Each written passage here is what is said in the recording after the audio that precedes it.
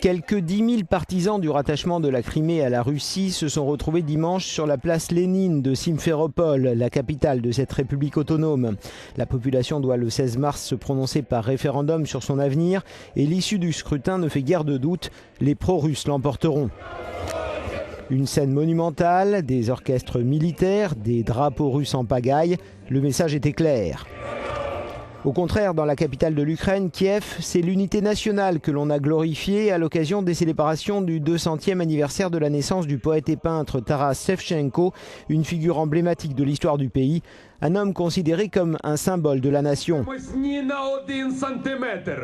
C'est notre terre, nous n'en céderons pas un centimètre, a lancé le Premier ministre Arseniy Yatsenyuk. Il faut que la Russie et son président le sachent.